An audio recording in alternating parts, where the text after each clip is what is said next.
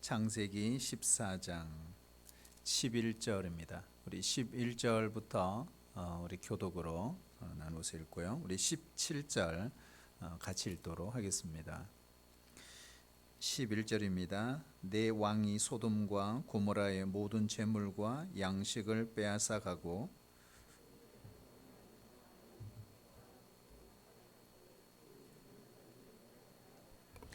도망한 자가 와서 히브리 사람 아브람에게 알리니 그때에 아브람이 아모리 족속 마므레의 상수리 숲을 근처에 거주하였더라. 마므레는 에스골의 형제요 또 아넬의 형제라. 이들은 아브람과 동맹한 사람이더라.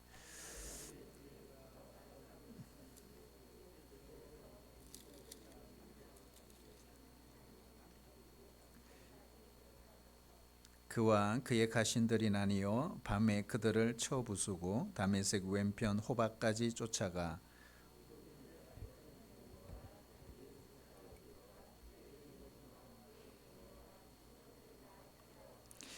아브라함이 그돌라오멜과 그와 함께한 왕들을 쳐 부수고 돌아올 때에 소돔 왕이 사회 골짜기 곧 왕의 골짜기로 나와 그를 영접하였고. 아멘. 요즘 성경을 읽다 보면 제가 버릇이 생겼어요. 아마 아시는 분은 아실 텐데요. 성경을 이렇게 보는 그러니까 한 장이 아직 안 넘어가도 되는데 넘어가기 전에 오른쪽으로 오면 이렇게 한 장을 들고 이렇게 보는 버릇이 생겼습니다. 여러분 왜 이런 버릇이 생겼을까요? 눈이 어두워서 그렇습니다. 저도 모르게 이상하게 습관이 생겼어요. 그래서 저도 어느 날 내가 왜 이러지? 이 습관이 되어버린 거예요. 그 왜 그러냐면 이렇게 보면 더 잘 보이거든요. 이렇게 보는 것보다 그랬던 것 같아요. 어쨌든 시력도 떨어지고 청력도 떨어지고 저희 집사람이 항상 하는 이야기가 있어요. 당신은 청력 검사를 자주 해봐야 된다고. 그러니까 이 데시벨이라는 게 있잖아요. 사람이 일반적으로 듣는 그 데시벨보다 더 높여야 더 잘 들리는. 그러면 되게 기분이 좋아요. 그런데 들릴랑 말랑 하면은 짜증나요. 더 올리라고 이렇게 하거든요. 그런 것 같아요. 어쨌든 여러분 우리의 삶 속에 하나님 주신 은혜들이 듣는 것, 보는 것, 우리가 먹고 마시는 이 모든 것들이 사실 은혜고 우리 하루하루의 삶이 하나님의 은혜입니다. 모든 곳에 보면 돌아보면 피할 길을 하나님 열어주셨고 막을 것 막아주셨고 미리 하나님께서 그 길로 가지 않도록 우리를 인도해 주신 일들이 너무 많습니다. 그걸 우리가 신앙 안에서 깨닫고 알아가는 거 이거 얼마나 감사한지 몰라요. 그래서 성도는 모든 것이 감사합니다. 모든 일에 감사. 이래도 감사, 저래도 감사. 사실 이런 표현들 우리 장로님들이 참 많이 하시더라고요. 왜 그러냐? 인생을 살아보고 여기까지 신앙의 자리에 오면서 보니까 그렇더라는 거예요. 모든 게 감사예요, 감사. 우리는 하나님의 자녀이기 때문에 모든 것이 하나님의 계획과 하나님의 섭리 속에 우리의 인생이 진행되고 있다면 감사하지 않을 것이 하나도 없다 이런 생각을 합니다. 아브라함은요 조카 롯과 헤어진 후에 헤브론이라는 지역에서 그는 거주하며 우리 지난주 봤잖아요. 13장 18절에 보면 헤브론에 장막을 치고 거주하게 되었습니다. 그때 어떤 일이 벌어졌냐? 세계 대전이 일어나요. 그러니까 우리가 세계 대전 하면 1차, 2차 우리 근대에 들어오면서 그렇게 이야기하지만 성경적으로 보면 세계 대전은 오늘 창세기 14장입니다. 그래서 헤브론에 거주할 그 당시에 국제 전쟁이 벌어졌다 이겁니다. 이 동쪽 나라 4명의 왕들과 서쪽 나라 5명의 왕이 서로 전쟁, 접전을 일으키는 일이 벌어졌습니다. 이 동쪽 나라 연합군은 어디를 가르치느냐 하면 티그리스 강과 유프라테스 강. 여러분 그 지역이 어떤 지역이죠? 바로 문명의 발상지입니다. 우리가 이제 사회 시간에 공부를 하지만 그냥 문명의 발생지야 이렇게 우리는 생각을 했지만 실제로 인류 문명의 발생지, 문명의 시작은 거기입니다. 메소포타미아 문명이죠. 근데 거기 티그리스 강과 유프라테스 강 그 주변에서 이제 세계를 제패하고 이런 헤게모니 싸움이 계속 거기서 일어납니다. 한 번은 아수르가 잡고 또 한 번은 바벨론이 잡고 또 한 번은 페르시아가 장악을 하고 그리고 헬라, 로마 제국 이렇게 가는 겁니다. 그리고 역사가 지금까지 현대까지 흘러나온 거예요. 여러분 이건 다 하나님의 역사입니다. 그래서 성경에 기록된 모든 역사는 우리가 일반 역사와 함께 하나님의 시간이 작동이 되고 있었던 것입니다. 그래서 이거는 우리가 속일 수가 없고 거짓말을 할 수도 없는 거예요. 근데 거기에 동쪽 나라가 그곳입니다. 동쪽 바로 이 메소포타미아 문명 그 지역이죠. 서쪽은 어디냐? 바로 왼쪽을 말하는. 그러니까 지도 조금 이따 보겠지만 바로 그것이 팔레스틴 땅이죠. 팔레스틴 땅 주변 남쪽 네게브로부터 시작해서 북쪽 가장 끝 지점 경계선인 단까지 그리고 요단 동편 땅과 서편 땅 그 전체가 서쪽 나라입니다. 특별히 그 팔레스틴 지도를 보면 북쪽 갈릴리와 요단강을 흘러서 남쪽 사해가 있죠.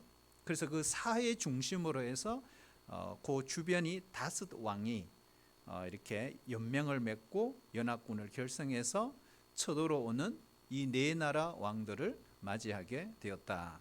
이것이 오늘 14장의 스토리다 이렇게 보시면 됩니다. 우리 지도 한번 띄워봐 주실래요? 지도를 요즘 네이버에 보면 인터넷에 참 잘 나와 있어요. 여러분 공부할 때 이런 지도들을 이용하면 되게 좋습니다. 여러분 이거 어딘지 아시겠습니까? 그냥 파란색, 하얀색 뭐 그죠? 근데 설명이 잘 돼 있어요. 찾아보니까요. 그래서 위쪽에 보면 티그리스 강, 유프라테스 강이 있죠. 요 지역이 바로 메소포타미아 문명이 발생된 지역입니다. 이런 이야기를 하니까 역사를 싫어하는 사람은 정말 짜증날 거예요. 그러나 여러분 이거 하나님의 역사고 성경의 역사이기 때문에 우리가 알고 성경 읽으면 되게 도움이 됩니다. 자, 밑으로 내려오면 갈대아우르. 여러분 누가 기억나죠? 아브라함이죠. 그러니까 아브라함이 여기 살았다는 거예요. 말하자면 메소포타미아 문명의 발상지인. 그러니까 그 당시에 전 세계에서 가장 잘 살고 최고의 문명을 달리고 있었던 그 지역에서 살았다는 거죠. 아브라함이 여기에서 바로 시작된 것이 바벨론이고 나중에 제국이 형성이 됩니다. 그렇죠? 자, 거기에 보면 오른쪽 위쪽 그러니까 갈대아 우르에서 위쪽을 조금 올라가면 오른쪽으로 위쪽으로 여기 지도에는 안 나와 있는데요. 그게 바로 엘람이라는 지역입니다. 그래서 엘람 왕 그돌라오메 이 사람이 바로 이 네 나라 연합군의 우두머리입니다. 그러니까 그래서 이 주변에 또 뭐 시날 평지 바벨론 요 근처가 시날 평지거든요. 시날 평지에 바벨탑을 쌓게 되잖아요. 그러니까 이 지역에서 이제 네 나라가 동맹을 맺어서 어디로 오느냐 하면 쭉 유프라테스 강을 걸러서 올라가면 하란이라는 데가 있죠. 그래서 아브라함이 머물렀던 곳입니다.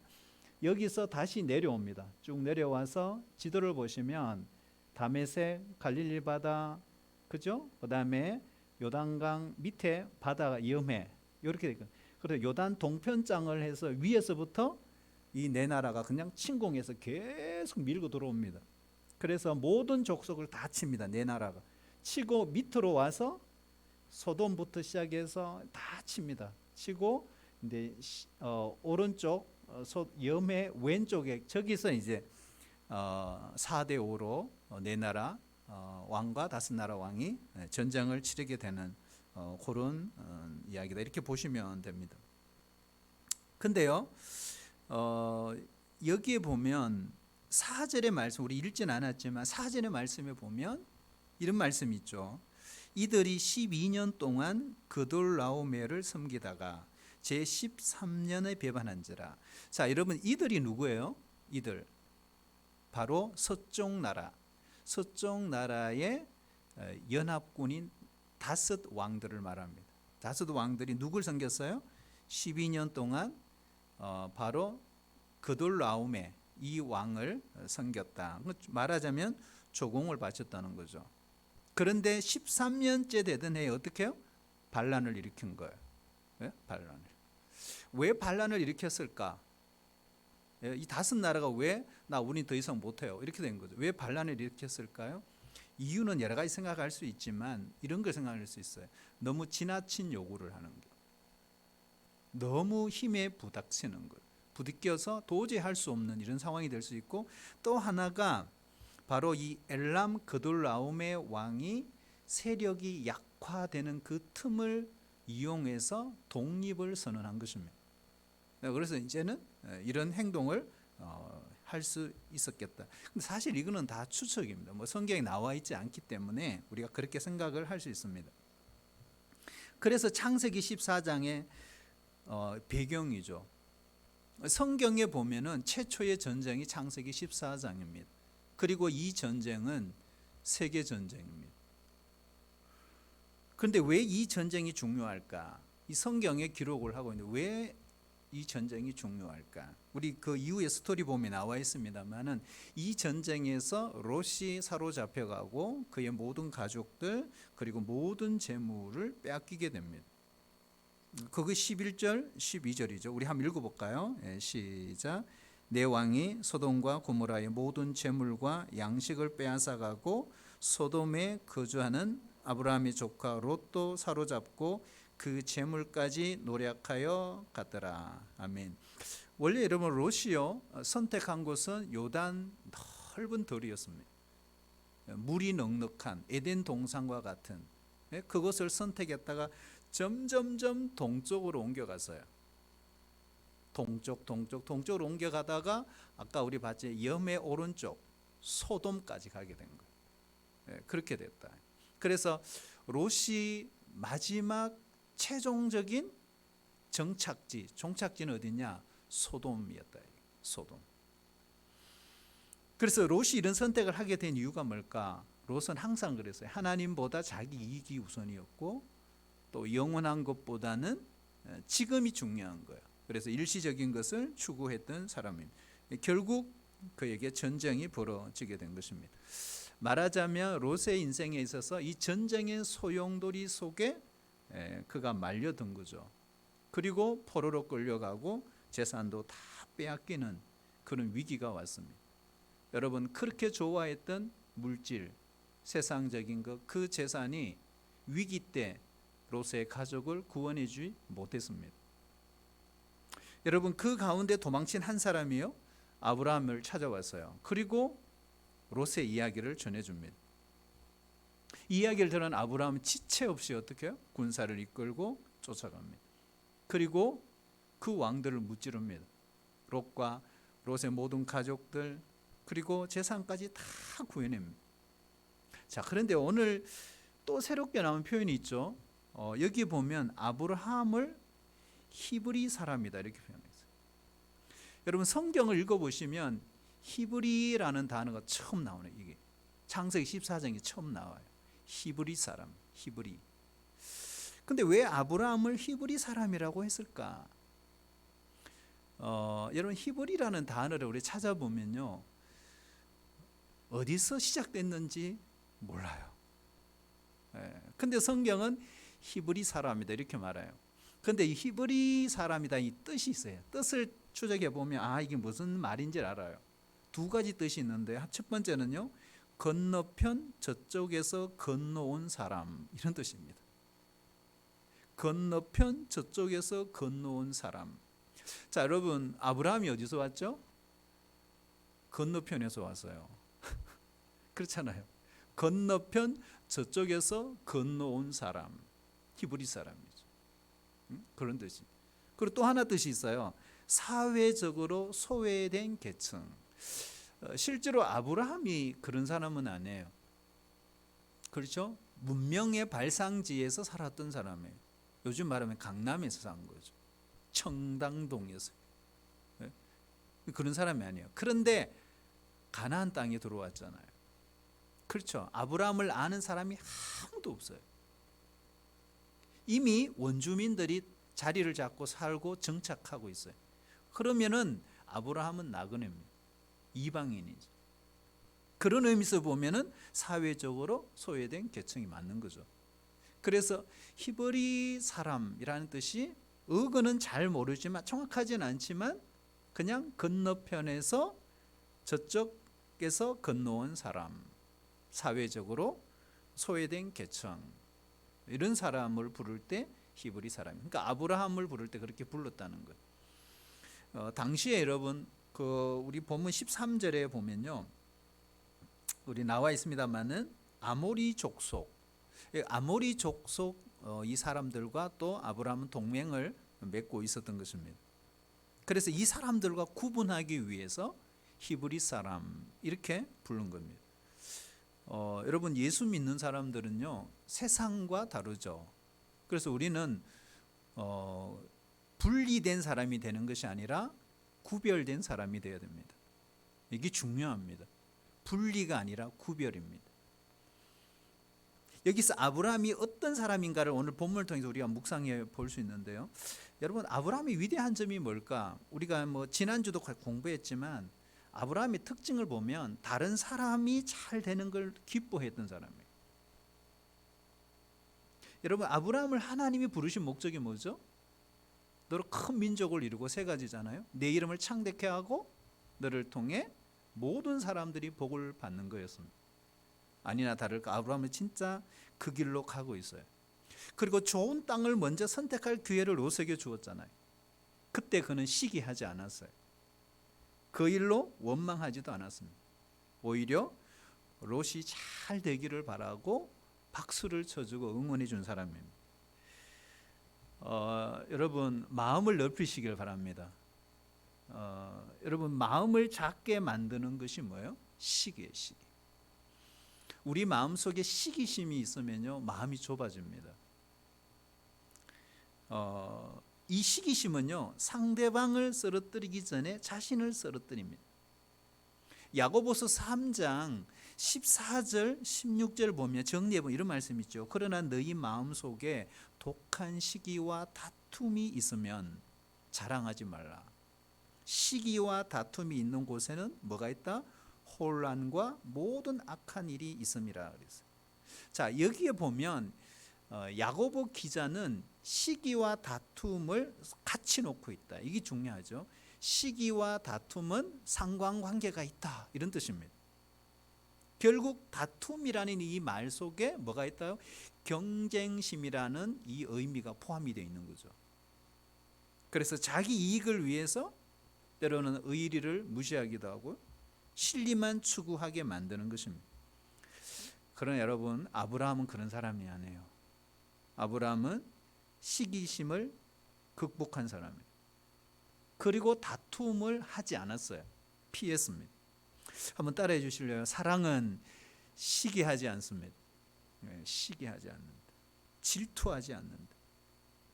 여러분 예수님이요 이런 말씀하신 적이 있습니다. 여자가 낳은 자 중에 세례 요한보다 큰 자가 없다. 그렇다면 예수님은 왜 이런 말씀을 하셨을까? 세례 요한의 무엇을 보고 이런 말씀을 하셨을까? 무엇 보고 이야기하셨을까요?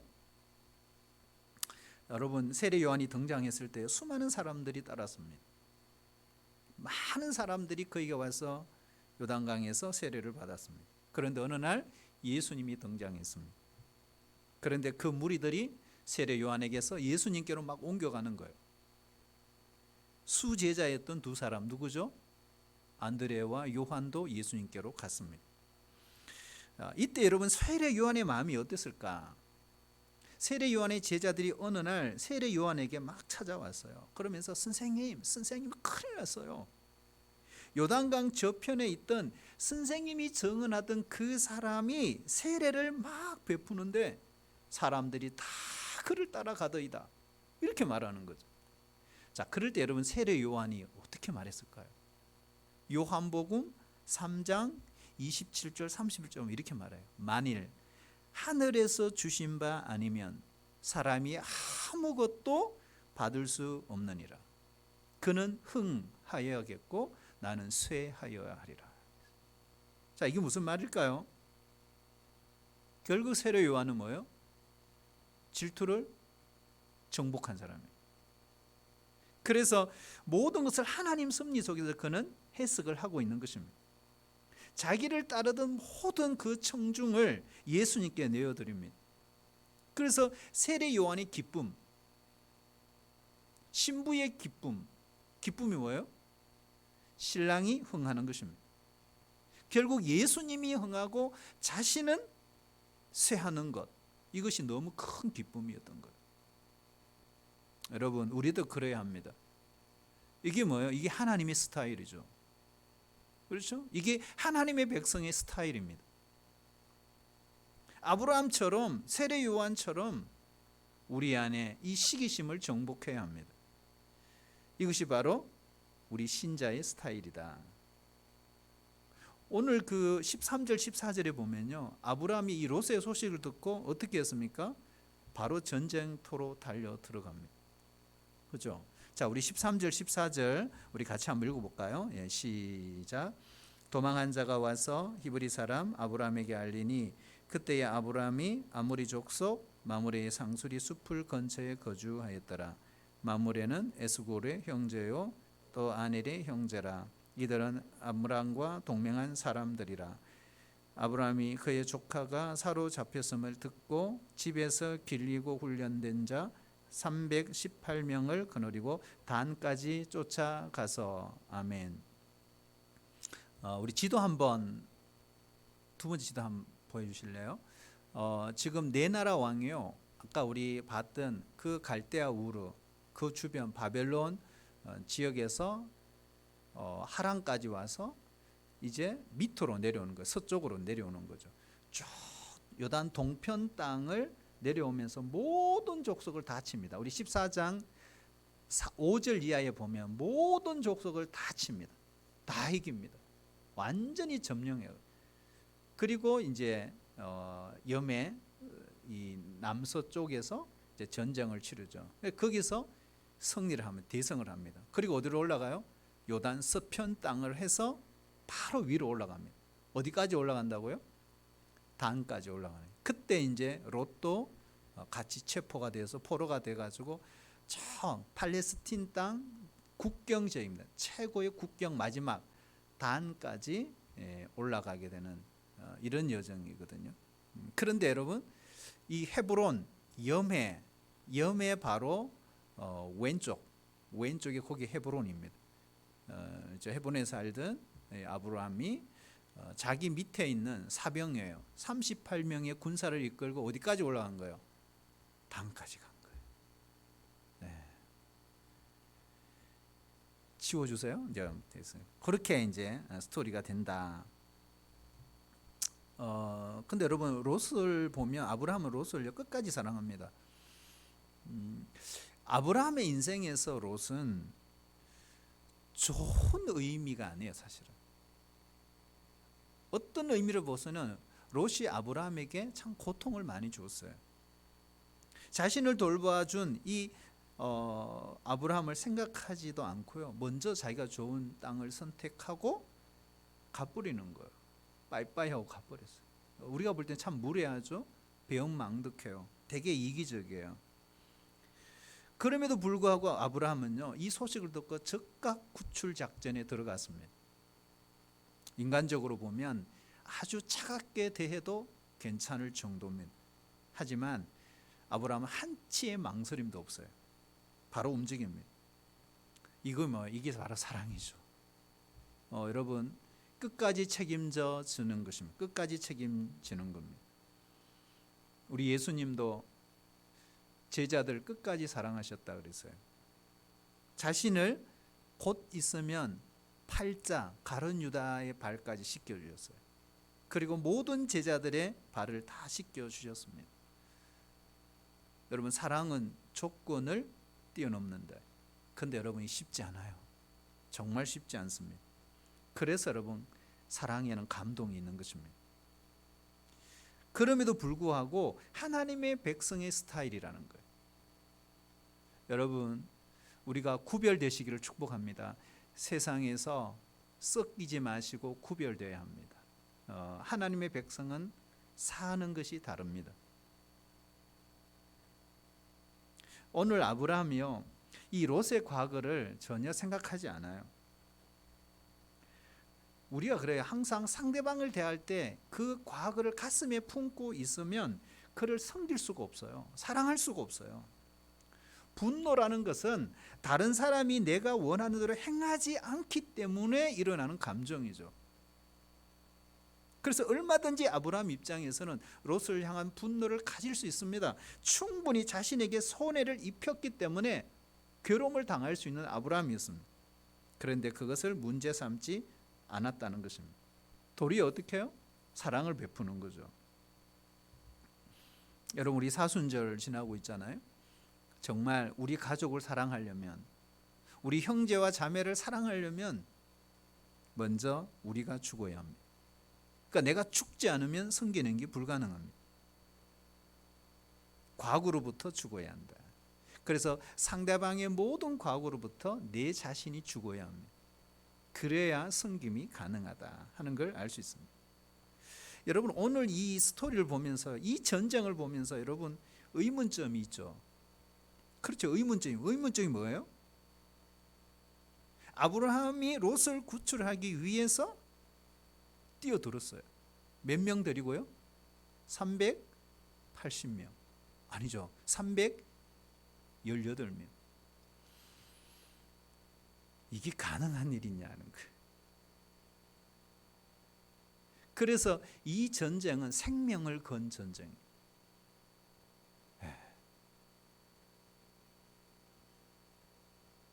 여러분 사랑에는 희생이 따릅니다. 이런 말 있잖아요. 사랑의 크기는 희생의 크기다. 여러분 우리 하나님이 우리를 사랑하셨다 그러잖아요. 어떻게 압니까? 자, 하나님이 우리를 사랑하셨대요. 하나님이 나를 사랑하셨다면 어떻게 알 수 있느냐는 거예요. 어떻게 압니까? 우리는 알 수 있어요. 어떻게 해요? 우리를 위해서 희생하셨거든요. 무엇을 희생하셨나요? 하나밖에 없는 독생자를, 그 아들을 희생하신 거죠. 하나님이 세상을 이처럼 사랑하사 독생자를 주셨으니 이는 그를 믿는 자마다 멸망치 않고 영생을 얻게 하려 하심이라. 그러니까 우리에게 영생을 주시기 위해서 독생자를 희생하신 겁니다. 그래서 하나님이 우리를 사랑하셨다는 걸 우리가 아는 거예요. 하나님은 독생자를 내어주셨습니다. 그 아들을 희생하신 겁니다. 여러분 우리 예수님은 선한 목자시잖아요. 생명까지 주셨습니다. 싹구는 도망간다 그랬어요. 선한 목자는 양을 위해 생명을 내어놓는다 그랬어요. 여러분 이것이 하나님의 백성의 스타일입니다. 여러분 우리도 예수님을 닮아가시기를 축복합니다. 하나님의 자녀는 하나님의 스타일로 살아야 한다. 사랑은 말이 아니다. 여러분 사랑은 명사예요? 동사예요? 뭐예요? 공부했죠? 사랑은 동사입니다. 그래서 사랑은 말이 아니에요. 행동이에요. 행동에는 뭐가 따라온다? 희생이 따라온다. 만약에 제가 아브라함이었으면 과연 이 전쟁에 가담했을까? 저한테 묻지 마세요. 저 죽을지도 몰라요.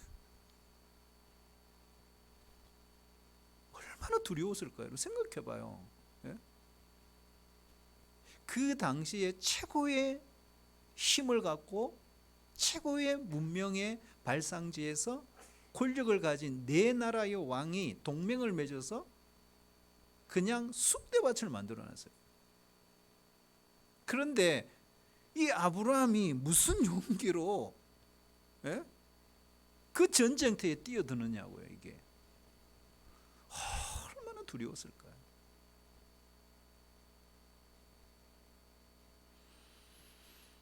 여러분, 우리가 인생을 살아가면서 가장 큰 적은요, 두려움입니다.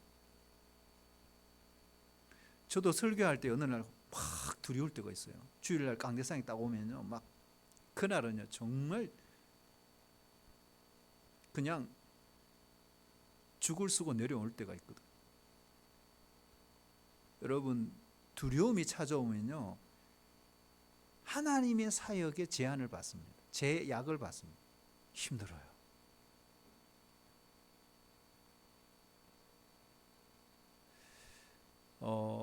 두려움은 늘 찾아옵니다.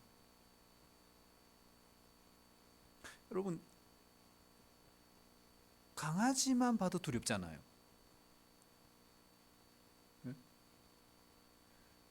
우리 집에 무로기가라는 고양이가 하나 있잖아요. 저희 집 사람이 이제 두려워하지 않아요. 사랑하기 시작했어요. 전에는 쳐다보지도 않았거든요. 빨리 가! 안 쳐다봐. 지금은요, 무로가 이렇게 불러요.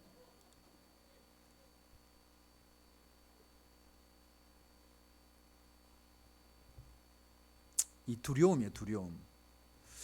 여러분, 두려움을 어떻게 극복할 수 있습니까? 두려움을 극복하는 방법, 사랑이에요. 무로기를 사랑하면 두려움이 극복이 되는 거죠. 여러분, 산을 좋아하는 분들 있죠. 그렇죠. 뭐 높은 산, 낮은 산, 뭐 험한 산. 여러분, 산을 좋아하는 사람은요, 산을 사랑합니다. 그걸 느낀다 그러잖아요. 여러분, 바다를 좋아하는 사람이 있죠. 막 이 바닷가에 뭐 저 강릉 경포대에 파도가 빡 치면 우와 이러잖아요. 어떤 사람 무서워가지고 막 도망가잖아요. 바다를 좋아하는 사람은요, 바다를 사랑합니다. 네.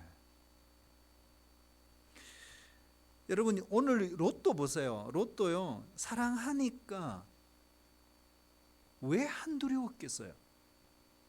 그렇잖아요. 왜 안 두려웠겠어요? 사랑하니까 그 사랑이 두려움을 이겨냈던 것입니다.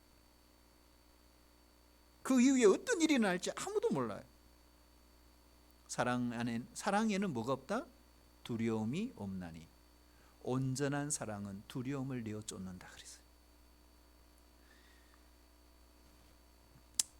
근데 여러분, 문제가 있어요.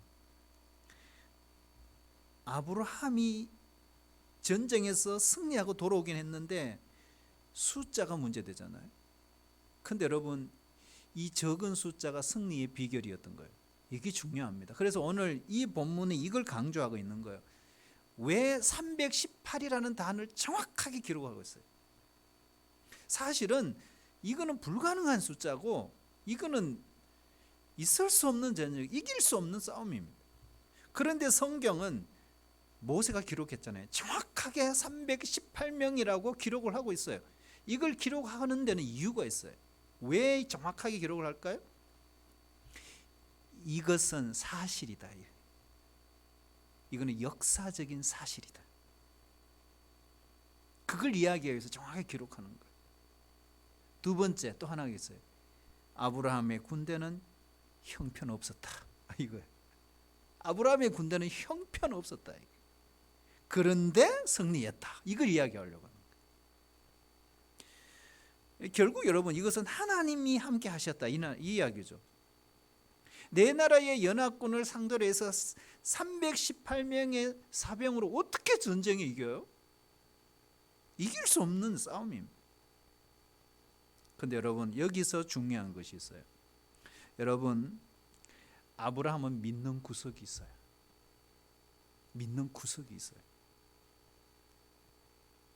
여러분, 아브라함은 이미 그 하나님을 체험했잖아요. 어디서요? 애굽에서. 그는 애굽에서 경험했던 하나님, 그는 알고 있어요.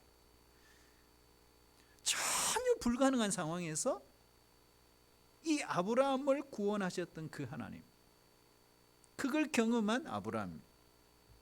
그래서 그분을 믿었던 거예요. 여러분 때로는 보면요, 우리가 살다 보면 하나님께서 하나님만 의지할 수밖에 없는 위기 상황으로 우리를 인도하실 때가 있어요. 분명히 있습니다. 코너에 몰아붙여요. 하나님만 의지할 수 있도록 위기를 주세요. 그럴 때는 우리 힘이 아니에요. 하나님의 힘을 보여주시는 거예요. 그래서 오늘 이 전쟁은 전적인 하나님의 도우심이다. 이걸 이야기하려고 하는 거예요. 전적인 하나님의 도우심. 그 당시에 최고의 권력과 힘을 가진 왕이라 할지라도 그 위에 왕이 있다 이거예요. 그분이 바로 하나님이시다. 이걸 이야기하려고 하는 거죠. 여러분 우리 사사 기드온을 알죠? 15만 명이 되는 미디안 군대를 300명이면 충분했어요. 여러분 하나님께는 숫자가 의미가 없어요. 숫자로 보면요, 이건 불가능한 전쟁이에요. 그러나 하나님이 역사하시는 거죠. 여러분 우리가 연약하다고 절대로 위축되지 마시고 내가 부족하다고 안 된다고 하지 마세요. 하나님은 우리의 연약함과 우리의 부족함을 통해서 일하시는 분입니다. 오병이어를 통해서 일하셨잖아요. 그래서 사도 바울은 자신의 약함을 자랑하노라 그렇게 말합니다. 여러분 오늘 결론인데요, 하나님이 아브라함을 부르신 목적은 딱 한 가지입니다. 하나님이 아브라함을 부르신 목적은 모든 열방이 아브라함을 통해 복을 받게 하는 거예요. 자 여러분 이게 어마어마한 사명입니다. 자 아브라함을 통해서 모든 열방이 복을 받게 한다. 자 그렇다면 어떻게 열방을 복을 받게 하느냐가 중요한 거죠. 어떻게 복을 받게 합니까? 세상 나라는 힘으로 힘의 논리와 그 힘의 권리를 갖고 사람을 짓밟아 전쟁을 해서, 그렇잖아요? 사람들에게 그렇게 접근을 합니다. 그런데 여러분 하나님의 나라의 백성, 하나님의 방법은 그렇지가 않습니다. 모든 열방을 복을 받게 하는 방법이 뭘까요? 바로 사랑입니다. 사랑을 통해 이 땅에 만왕의 왕이신 하나님이 계신다고, 왕 중의 왕이신 하나님이 계신다고, 이걸 만방에 선포하는 것입니다. 이게 하나님 백성의 스타일입니다. 아무리 힘들어도 시기하지 않고 미워하지 않고 사랑의 원리로, 나에게 손실을 보게 한 사람에게도 사랑의 원리로 세상 사람들에게 이 복을 나누어 주는 것, 이게 바로 아브라함의 복인 거예요. 자 그러면 여러분 생각해 봐요. 열방을 복을 받게 하려면 복을 주는 그 아브라함이 어떠해야 될까? 이게 중요하죠. 아브라함이 어떻게 해야 될까요? 열방을 품을 수 있어야 합니다. 그렇잖아요. 열방을 품지 못하면 열방을 복을 받게 할 수가 없어요. 자 그러면은 열방을 품으려면 어떻게 될까? 마음을 넓혀야 합니다. 우리도 마찬가지. 그래서 마음의 크기가 인생의 크기다 이런 말이 있습니다. 우리가 어떻게 마음을 넓힐 수 있을까? 한번 따라해 주실래요? 기도해야 합니다. 기도해야 합니다. 일천번제를 드렸던 솔로몬에게 하나님이 응답하시면서 그의 마음을 넓게 해 주시니 기도를 통해 하나님께서 솔로몬의 마음을 넓혀 주셨어요. 그래 너무 넓혀 줘 가지고 막 우상도 다 받아들이고 막 그랬잖아요. 너무 넓혀 버렸어요. 두 번째는요, 다양한 사람을 가슴에 품을 수 있어야 합니다. 여러분 미숙한 사람은요 자기가 좋아하는 사람만 좋아합니다. 하지만 성숙한 사람은 자기를 싫어하는 사람까지 품습니다. 여러분 우리가 보통 보면 관계를 맺을 때 비슷한 사람을 늘 곁에 둡니다. 그러면 어떤 일이 벌어지느냐? 나의 장점을 강화시킬 수 있어요. 그것도 좋은 방법이에요. 자 그런데 만약에 반대로 자기와 전혀 다른 사람을 곁에 두면 어떻게 될까? 그러면요 자신의 단점을 보완할 수 있습니다. 여러분은 어느 걸 선택하시겠어요? 여러분 모든 사람을 스승으로 생각하셔야 합니다. 심지어 적이라도 우리는 적을 통해서도 배울 수 있다. 우리 마음을 아프게 하는 사람, 나를 힘들게 하는 사람에 의해서도 우리를 다듬어 가세요. 하나님은 훌륭한 인격자로 우리를 빚어 가신다는 것입니다. 그래서 여러분, 우리는 예수님의 마음을 품어야 합니다. 너희 안에 이 마음을 품어라, 곧 그리스도 예수의 마음이니. 여러분, 마음이 커지면 사람들이 모여요. 예수님의 마음을 품고 이 어두운 세상을 밝히고 정말 사랑이 필요한 사람들에게 아브라함처럼 열방을 품고 열방이 나를 통해 복을 받도록 만드는 그런 아브라함의 후손들이 다 되시기를 주의 이름으로 축복합니다.